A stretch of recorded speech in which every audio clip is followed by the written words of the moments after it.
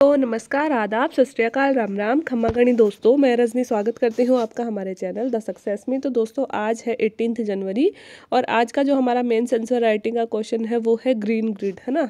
अब मेंस में आपको ग्रीन ग्रिड क्या है इतना भी नहीं लिखेंगे, मेंस में सिर्फ आपको ये देंगे ग्रीन ग्रिड, ठीक है। और इस पे या तो देंगे आपको 20 वर्ड्स का क्वेश्चन या आपको देंगे 50 वर्ड्स का क्वेश्चन। बस आगे लिखा होगा 50 शब्दों में उत्तर दीजिए, और इतना ही लिखते हैं मेंस में। मेंस में पता क्या होता है कि बहुत सारे ऐसे क्वेश्चंस होते हैं जिनका हमने नाम सुना हुआ होता है अच्छी अच्छी तरह, जैसे कि खनिज है राजस्थान में ना, खनिजों का वितरण मान लो, है ना। अब उन खनिजों के वितरण की जगह हमको पता है, जैसे कि अपन को कोई पूछे कि राजस्थान में लोहा यस्क कहाँ पाया जाता है, तांबा कहाँ पाया जाता है, सीसा जस्ता कहाँ पाया जाता है, तो अपन एक बार फ्लो में याद करेंगे कि हाँ भाई यहाँ यहाँ ये सीसा जस्ता पाया जाता है, यहाँ यहाँ चांदी पाई जाती है ना।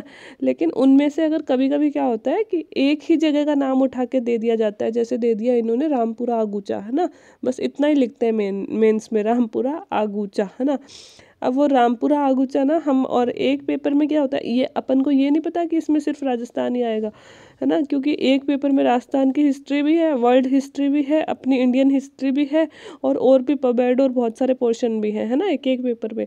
तो हमें यही नहीं पता चलता कि कौन से पेपर का क्वेश्चन है। कई बार, मतलब ऐसा नहीं है सारे क्वेश्चन में ऐसा होता है, कई बार अपन इजी क्वेश्चन में भी दिग्भ्रमित हो जाते हैं कि उसका उत्तर क्या होगा, है ना।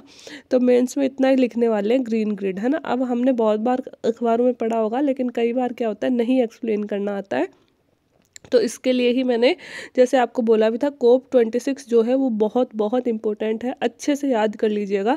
और अगर आपने मेंस आईएएस मेंस के क्वेश्चन देखे हो तो आपको समझ में आ जाएगा। कोप 26 ग्रीन ग्रिड, इनसे बाकायदा बड़े वाले क्वेश्चन पूछे हैं, है ना। तो हमारे से भी 100% संभावना है कि इनमें से क्वेश्चन आएगा। और अगर नहीं आता है तो क्लाइमेट चेंज, ग्लोबल वार्मिंग, इनसे रिलेटेड कोई ना कोई मुद्दा तो आपको मिल ही जाएगा। और अगर उस मुद्दे में अगर ग्लासगो समिट या कोप 26 के बारे में आप नहीं लिखोगे, उसको मेंशन नहीं करोगे, तो कहीं ना कहीं आपका उत्तर अधूरा होगा, ठीक है। तो इसलिए मैंने कि ये छोटे छोटे 50-50 वर्ड्स के ले आऊँगी ताकि आपको समझ में आ जाए कि इंडिया ने किन किन में पार्टिसिपेट कर रहा है, किन किन का इंडिया भाग नहीं है ना। और वैसे मैं शायद कोप 26, शायद क्या कोप 26 करवा भी चुकी हूँ, तो आप चैनल पे जाके सर्च भी कर सकते हैं। कोप 26 में इंडिया के द्वारा क्या क्या प्रतिज्ञाएं ली गई थी वो भी मैं ऑलरेडी चैनल पे करवा चुकी हूँ, ठीक है। आज हम पढ़ेंगे ग्रीन ग्रिड। तो इसकी शुरुआत हम यहीं से करेंगे कि ब्रिटेन के ग्लासगो में संपन्न कोप 26 में भारत में जलवायु परिवर्तन पर रोकथाम हेतु 5 सूत्री कार्यों की घोषणा की। इनमें से ही एक पहल थी ग्रीन ग्रिड, ठीक है। भारत ने दोस्तों कोप 26 में 5 सूत्री कार्यक्रम दिया था, और इनमें से एक कार्यक्रम, उनमें से ही एक पहल, ये इंडिया का इनिशिएटिव है ग्रीन ग्रिड, है ना। इसलिए हमारे लिए और भी इम्पोर्टेंट हो जाता है। वैसे तो पूरा कोप 26 इम्पोर्टेंट है, बट अगर इंडिया ने कुछ अलग किया है, स्पेशल किया है, तो वो हमारे लिए और इम्पोर्टेंट हो जाता है। जैसे कि इंटरनेशनल सोलर अलायंस, वो इंडिया का है ना। मतलब इंडिया और फ्रांस ने मिलकर बनाया, तो वो अक्सर चर्चा में रहता है। इसलिए इंडिया द्वारा की गई कोई भी चीज़ें हमारे लिए ज़्यादा इंपॉर्टेंट हो जाती है, ठीक है। तो शुरुआत हम यहीं से करेंगे कि ब्रिटेन के ग्लासगो में अभी एक संपन्न, मतलब कॉन्फ्रेंस ऑफ पार्टीज संपन्न हुई है। यह किस लिए आयोजित की गई थी? जलवायु परिवर्तन पर, है ना। तो जलवायु परिवर्तन के रोकथाम करने के लिए या फिर कम करने के लिए 5 सूत्री कार्यक्रम इंडिया ने भी लाया था, और इसमें ही ग्रीन ग्रिड इंडिया की एक पहल थी, ठीक है।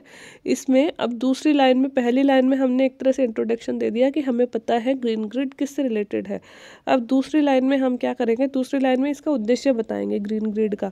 इसमें सरकारों का एक समूह शामिल है तथा ग्रीन ग्रिड इनिशिएटिव, इसको हम इंग्लिश में GGI भी बोलेंगे, अथवा one world one sun, one sun one world और वन ग्रुप भी इसे कहा जाता है। दोस्तों ग्रीन ग्रिड का ही दूसरा नाम है one sun one world one group. तो नाम से ही आपको पता चल रहा होगा कि एक सन है, एक विश्व है, और उसका एक ही मतलब समूह है। इंडिया का पहले नाम यही था, one sun one world one group, है ना। इस स्कीम का नाम यही था, बट आगे चल के ब्रिटेन के सहयोग से इसको अब जो कोप 26 में ग्रीन ग्रिड के नाम से लाया गया है। और ब्रिटेन आगे इसमें बढ़ के आया था कि मैं इस अभियान में, जैसे कि ISA में अपने लिए कौन आया था, अपने साथ में फ्रांस आया था, तो इसी तरह से ग्रीन ग्रिड वाले में जो ब्रिटेन है वो आगे निकल कर आया था इंडिया के पास में कि मैं आपके साथ इस चीज़ में सहयोग करना चाहता हूँ, ठीक है। तो दोस्तों एक सरकारों का समूह है जिसे हम बोलते हैं ग्रीन ग्रिड इनिशिएटिव या फिर one sun one world one group भी कहा जाता है। फिर हम कहेंगे कि ग्रीन ग्रिड इनिशिएटिव का उद्देश्य वैश्विक ऊर्जा की कमी को दूर करने की, विश्व में दोस्तों अक्सर बिजली की कमी, ऊर्जा की कमी रहती है, उसको दूर करने के लिए आवश्यक बुनियादी ढांचे का विकास करना। ऊर्जा की कमी को दूर करने के लिए हम क्या करेंगे, ऊर्जा की कमी को दूर करने के लिए हम बुनियादी ढांचे का विकास करेंगे, इंफ्रास्ट्रक्चर डेवलपमेंट कर रहे हैं इस इनिशिएटिव के तहत। मतलब सन तो हर जगह है, देखो कहने का मतलब ये था, इंडिया की स्कीम ये थी कि सन तो सारे विश्व में हर जगह है, लेकिन हम देखते हैं कि एक तरफ रात होती है तब एक तरफ दिन होता है, मतलब सन एक तरफ उगता है और एक तरफ छिपता है ना।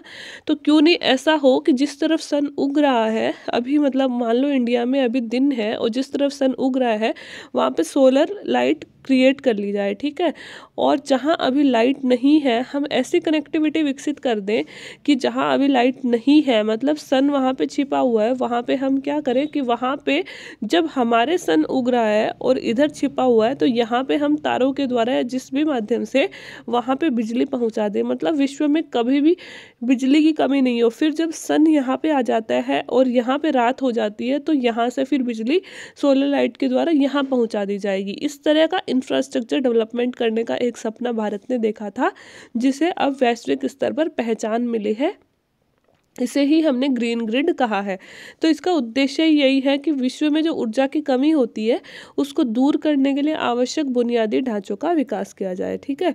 अब हम डायरेक्ट इसमें लिखेंगे कि इस जो ये बुनियादी ढांचा हमें बनाना है इसे 3 चरणों में पूरा किया जाना है। देखो पहला चरण यह होगा कि इंडियन ग्रिड, मध्य पूर्वी, दक्षिणी एशिया और दक्षिणी पूर्वी एशिया, यहाँ तो इंडिया है, यहाँ मध्य पूर्व है, ठीक है, ये दक्षिणी एशिया हो गया और ये दक्षिणी पूर्वी एशिया, इनको क्या किया जाएगा, पहले में इनको जोड़ा जाएगा, मतलब इस वाले वर्ल्ड को पूरे को जोड़ लिया जाएगा, यहाँ पे इंफ्रास्ट्रक्चर डेवलपमेंट किया जाएगा, है ना। उसके बाद में पहले चरण में तो ये हो जाएगा कि इंडियन ग्रिड मतलब इंडिया को, फिर मध्य पूर्व को, फिर दक्षिणी एशिया और दक्षिणी पूर्वी एशिया, इन सबको आपस में जोड़ लिया जाएगा, ठीक है। दूसरे चरण में अफ्रीकी पावर पूल के साथ इसे जोड़ा जाएगा। जब ये वाली ग्रिड बन जाएगी तो इस ग्रिड को जो नेक्स्ट स्टेप होगा, अफ्रीका तो दोस्तों रिन्यूएबल एनर्जी का पावर पूल ही माना जाता है, क्योंकि वहाँ पे बहुत सारे संसाधन अवेलेबल हैं कि वहाँ पे हाइड्रो पावर प्रोजेक्ट चलाए जा सकें, ठीक है। तो रिन्यूएबल एनर्जी का हब माना जा सकता है, अभी वहाँ पे विकास होना जरूरी है। तो अफ्रीका को जिसे हब माना जाता है इसका, अफ्रीकी पावर पूल को इससे जोड़ दिया जाएगा। और तीसरे चरण में one sun one world one grid vision को हासिल करने हेतु पावर ट्रांसमिशन ग्रिड के ग्लोबल इंटरकनेक्शन को लागू कर दिया जाएगा। जो जगह बची हुई है वर्ल्ड में वहां से कनेक्ट करके अब ट्रांसमिशन को क्या किया जाएगा, इंटरकनेक्ट कर दिया जाएगा, ठीक है। तो ये सारी चीजें किसमें की जाएंगी, ये सारी चीजें की जाएंगी हमारी जो अभी ग्रीन ग्रिड आई है उसमें। तो आप बहुत इजी सा है, अगर आप नॉर्मल शब्दों में समझो तो, कि पहले तो भारत सहित मध्य पूर्व को, दक्षिणी पूर्वी एशिया को और एशिया को, इनको जोड़ लिया जाएगा। दूसरे चरण में हम अफ्रीका को जोड़ लेंगे, तीसरे चरण में बचे हुए वर्ल्ड को जोड़ के ट्रांसमिशन शुरू कर देंगे, है ना। बस इतना सा ही है, ठीक है। तो इस प्रकार हम इसको एंड करेंगे कि इस प्रकार ग्रीन ग्रिड के माध्यम से सौर और अन्य नव्यकरणीय संसाधनों से ऊर्जा की मांग को पूरा किया जाएगा। तो ग्रीन ग्रिड के माध्यम से हम क्या करने वाले हैं, सौर ऊर्जा हो, चाहे जितनी सौर ऊर्जा को कलेक्ट कर सके उतनी तो सौर ऊर्जा करेंगे। इसके अलावा जो सभी तरह की रिन्यूएबल एनर्जी है, चाहे वो फिर हाइड्रो पावर प्रोजेक्ट हो, मतलब जल विद्युत हो, चाहे वो पवन ऊर्जा हो, है ना, सभी तरह की जो भी ग्रीन एनर्जी है उसको रिकलेक्ट करेंगे और उससे एक जगह से दूसरी जगह ट्रांसफर कर सके तुरंत।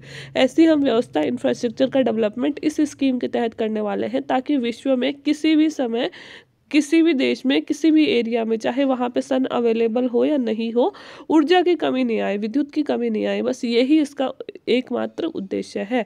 तो दोस्तों ग्रीन ग्रिड, आई होप कि आपको 50 वर्ड्स के लिए, 50 वर्ड्स से ज़्यादा में आएगा नहीं, या तो आप क्लाइमेट चेंज लिखोगे तब लिखोगे, या फिर ग्लोबल वार्मिंग लिखोगे तब लिखोगे, या फिर COP26 आएगा तब लिखोगे। और अगर स्पेशली ग्रीन ग्रिड आता है तो भी आपके पास में 50 वर्ड्स के लिए काफ़ी अच्छा आंसर हो जाएगा। आई थिंक इतने पॉइंट्स आप लिख दोगे कि ग्लासगो समिट हुई थी जिसे COP26 भी कहते हैं। जलवायु परिवर्तन से रिलेटेड इंडिया ने 5 जो सूत्र दिए थे कि हम इन 5 क्षेत्रों में काम करने वाले हैं।